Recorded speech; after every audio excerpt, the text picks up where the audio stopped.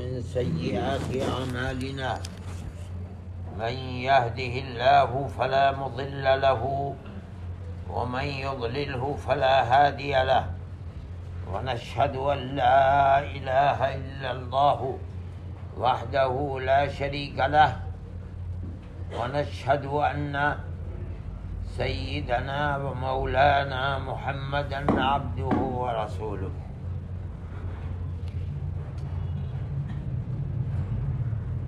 یہ بات چل رہی تھی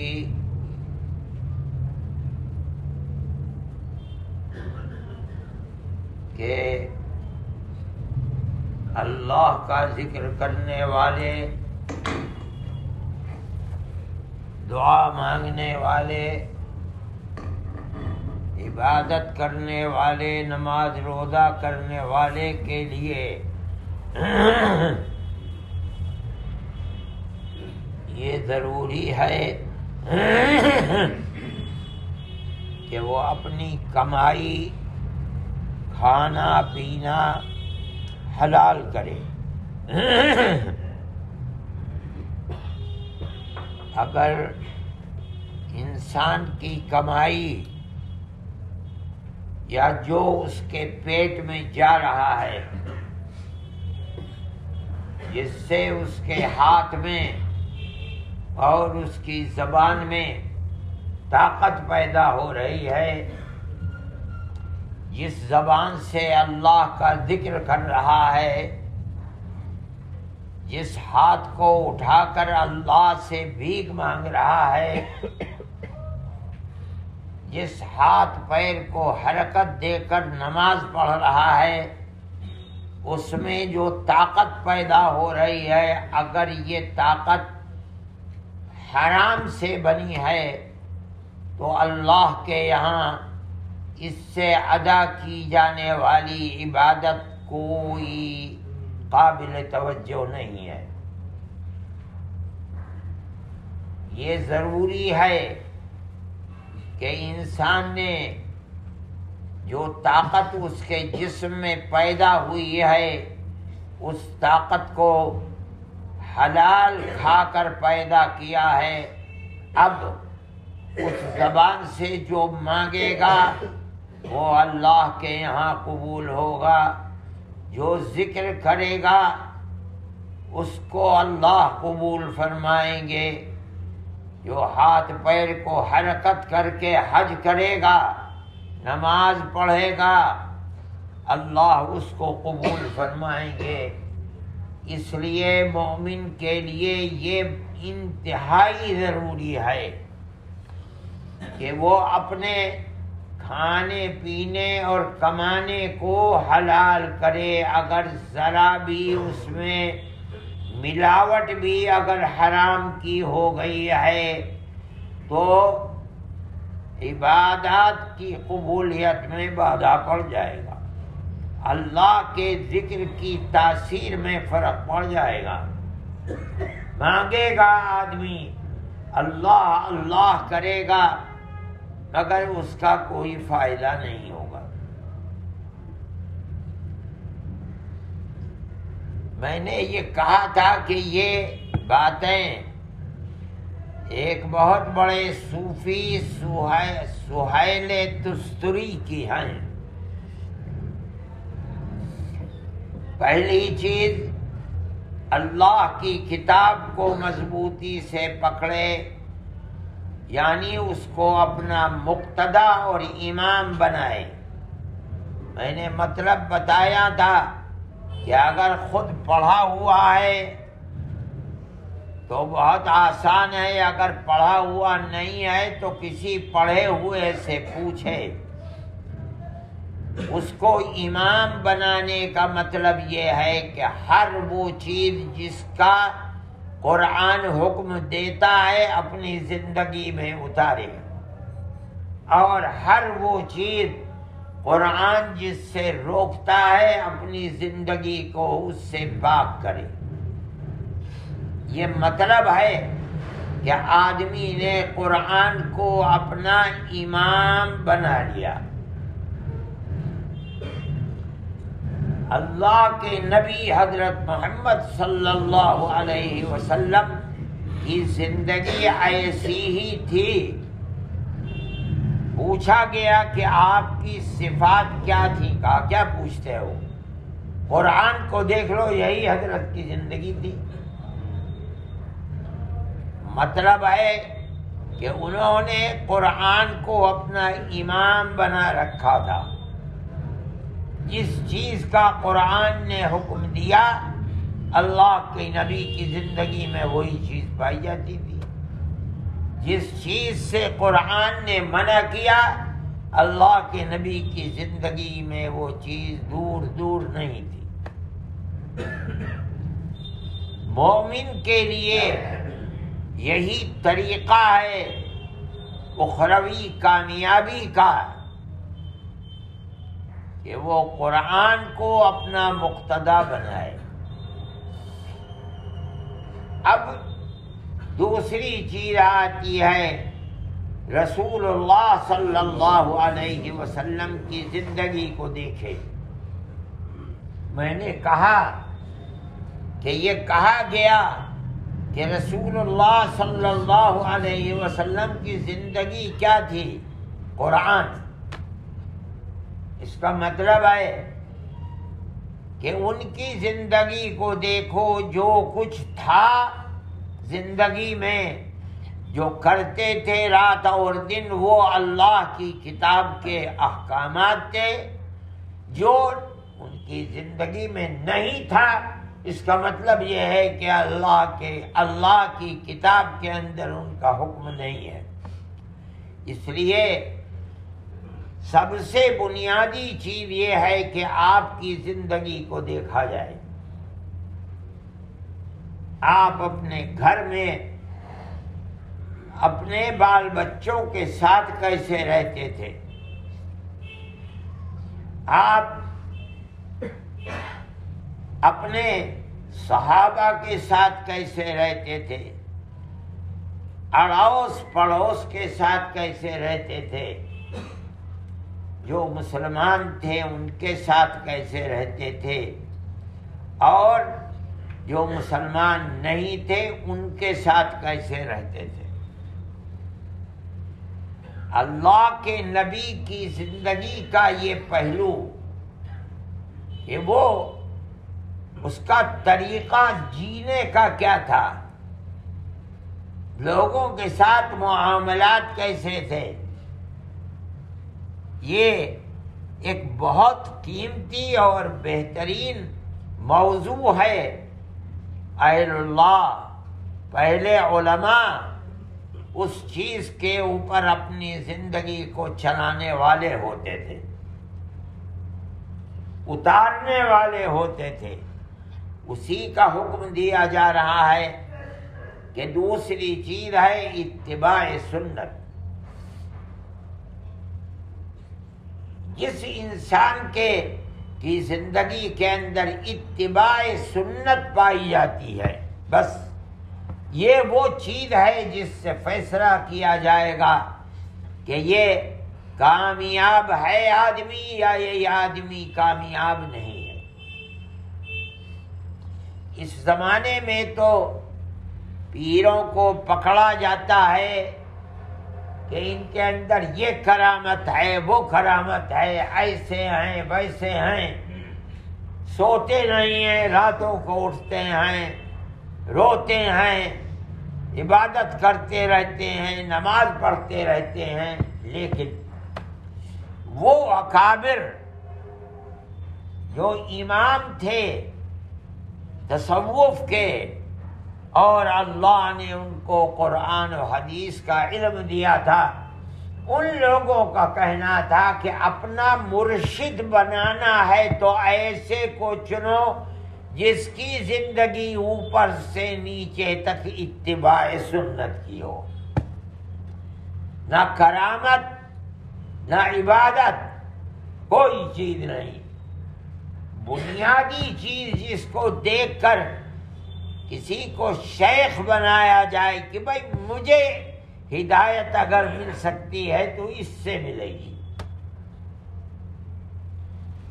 پہلے رہو، دیکھو کہ آیا زندگی میں اتباع سنت ہے یا نہیں۔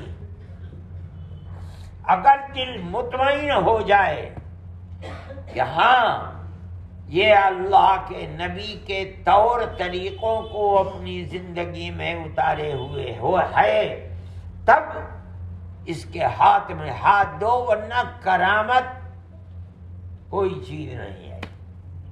کرامت کے لیے تو ایمان بھی شرط نہیں ہے۔ ہمارے اکابر رحمہم اللہ کی زندگی یہی تھی۔ اس لیے جو اہل علم ہیں، خدا نے جن کو قرآن و حدیث کا علم دیا ہے، اس میں اور دوسروں کے تصوف میں فرق یہی ہے کہ لوگ تو کرامات کو دیکھتے ہیں، آدمی کی عبادت کو دیکھتے ہیں کہ بھئی اب جاتے ہیں جب سر جھکائے بیٹھا رہتا ہے، یہ کوئی چیز نہیں ہے۔ یہ دیکھو کہ صبح سے شام تک اس نے اپنی زندگی میں رسول اللہ کی زندگی کو کتنا اتارا ہے۔ اگر وہ ہے تو اب آدمی اس لائق ہے کہ اسے خود ہدایت مل چکی، اب وہ تجھے ہدایت دے سکتا ہے۔ یہ دوسری چیز تھی۔ اور تیسری بنیاد تھی عقل حلال، جس کے اوپر بتایا تھا۔ آج ایک تیسری چیز ہے، وہ ہے ادائیگی حقوق، جس کا اس کے اوپر جتنا حق ہے۔ یہ دیکھو، اگر تجھ کو اللہ کی قربت چاہیے، تو یہ چاہتا ہے کہ اس کی محبت تیرے دل میں اتر جائے، اور تو اللہ کا محبوب بن جائے، تو اس کے لیے ایک بہت بنیادی چیز ہے کہ تیرے اوپر جس کا جو حق ہے اس حق کو ادا کر۔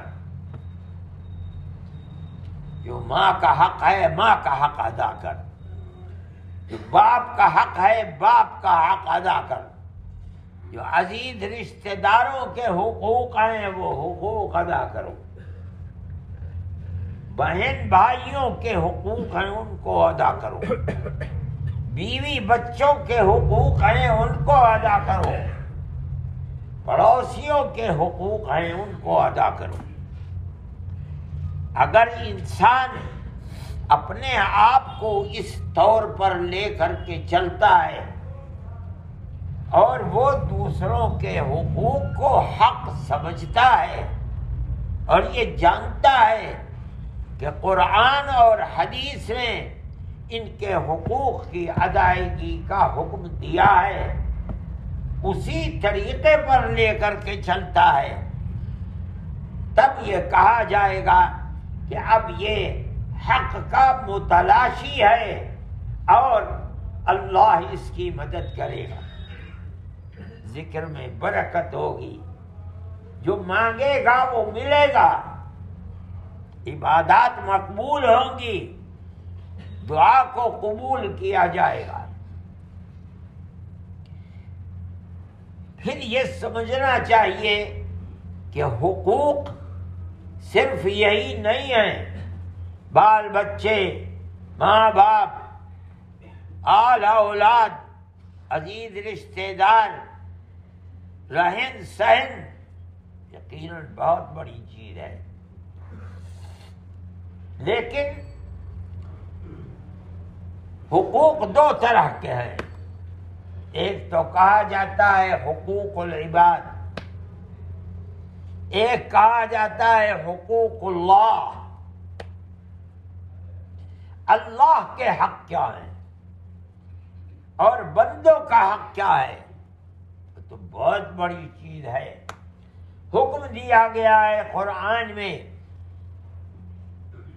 کہ لوگوں کے ساتھ معاشرہ خیر کا ہونا چاہیے، معاشرہ رہن سہن کیسا ہونا چاہیے۔ یہ بہت بڑی چیز ہے۔ نبی کریم علیہ الصلاۃ والسلام جگہ جگہ حدیث کے اندر اس کا حکم دیتے ہیں کہ تمہارا رہن سہن کیسا ہونا چاہیے۔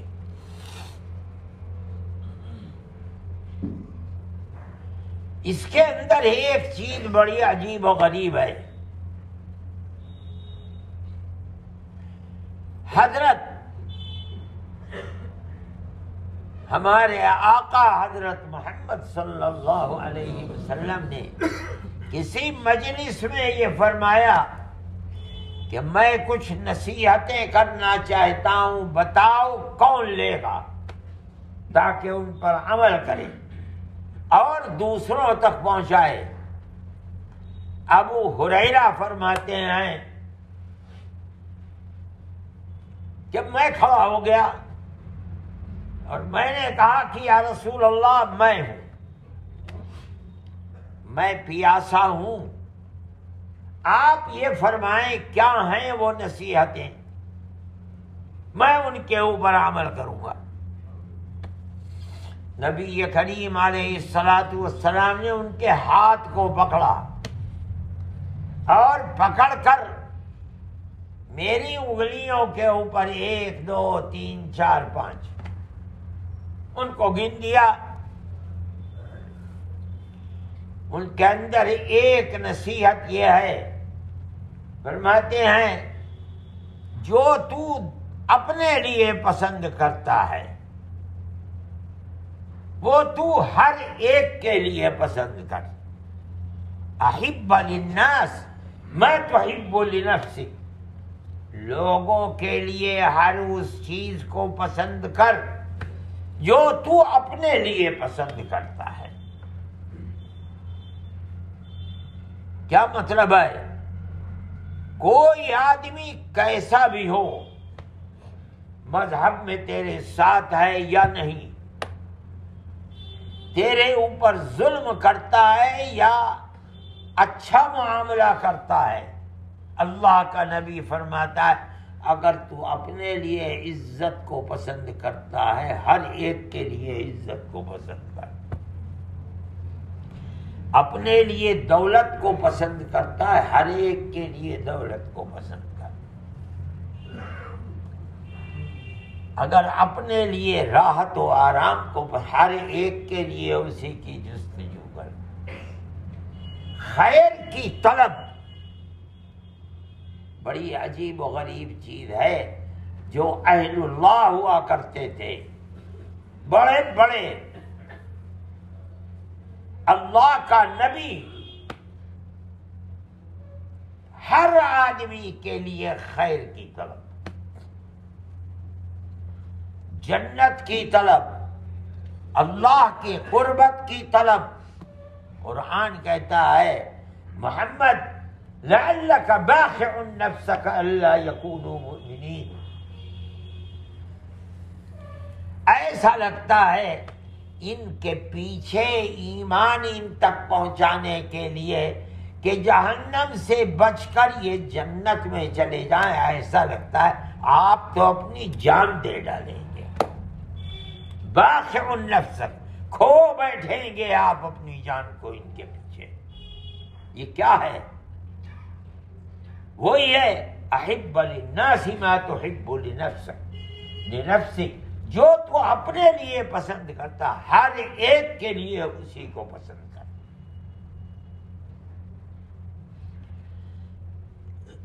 پڑوسی کے ساتھ وہی طریقہ اختیار کر جو تیرے پڑوسی کو راحت و آرام دینے والا، اس کا معاملہ تیرے ساتھ کیا ہے وہ اس سے قیامت کے دن پوچھا جائے گا۔ تیرا معاملہ اس کے ساتھ اچھا ہی ہونا چاہیے، تب تو سچا پکا مسلمان اور سچا پکا مومن بنے گا۔ اس کا مطلب کیا ہے؟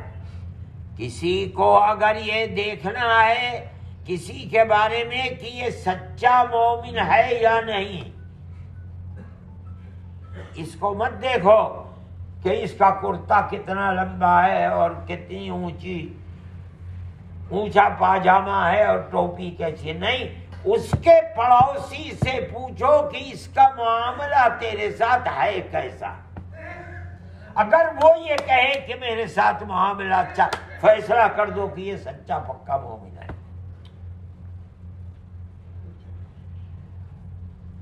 یہ ہے وہ چیز جس کو کہنا چاہتے ہیں کہ اہل اللہ کا معاملہ بھی یہی ہوگا، یہی ہونا چاہیے۔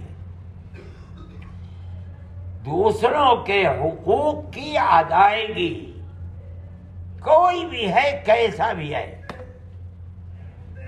اس میں کوتاہی نہیں ہے۔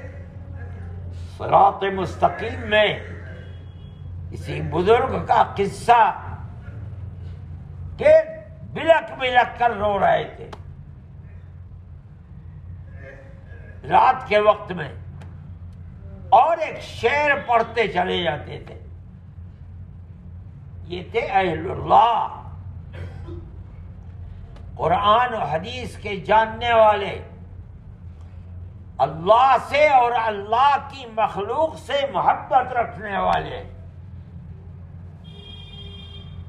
ایک شعر پڑھتے چلے جاتے ہیں اور رو رہے ہیں۔ کیا؟ فارسی کا شعر، چه بوده که دوزخ زمن پر شده وزو دیگران را رہائی شده۔ کتنا اچھا ہوتا ہے اللہ کہ تیرا جہنم مجھ سے بھر جاتا اور ساری مخلوق تیری جہنم سے آزاد ہو جاتی۔ یہ لوگ تھے جن کا مرنا، جینا، رہنا، سہنا سب اللہ اور اللہ کے بندوں کے لیے تھا۔ کسی سے دشمنی مذہب کی بنیاد پر کسی کا برا چاہنا رسول اللہ کی زندگی میں نہیں ملتا۔ کوئی مشرک آ جاتا ہے تو آپ اس کی ایسی تواضع کرتے ہیں، معلوم ہی نہیں ہوتا کہ یہ مشرک ہے۔ اسلام ایسے تھوڑی پھیلا ہے، یہ زندگی تھی رسول اللہ صلی اللہ علیہ وسلم کی۔ میرے بھائی، اس چیز کا خیال کرنا چاہیے، اپنے ہوں، عزیز رشتہ دار ہوں یا پرائے ہوں، یہ دیکھنا چاہیے، سمجھنا چاہیے کہ اس کا ہمارے اوپر حق کیا ہے۔ جتنا حق ہے اس کی ادائیگی کی مکمل پوری کوشش کرنی چاہیے، یہ سمجھ کر کہ یہ میرے آقا حضرت محمد صلی اللہ علیہ وسلم کا امتی ہے اور میرے اللہ کا بندہ ہے۔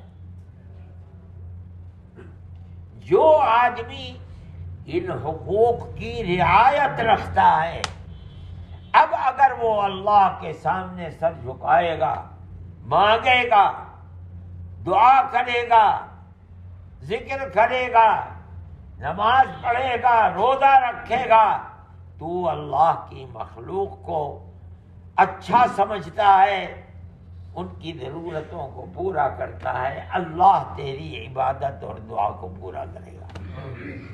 اس لیے یہ بڑی اہم چیز ہے جس کو حضرت سہیل تستری رحمت اللہ علیہ نے بیان کیا ہے۔ یہ وہ اہل اللہ ہیں جن کو اللہ نے علم خداوندی یعنی کتاب کا علم اور نبی کریم علیہ السلام کی حدیث کا علم دیا تھا، انہوں نے دین کو سمجھا تھا۔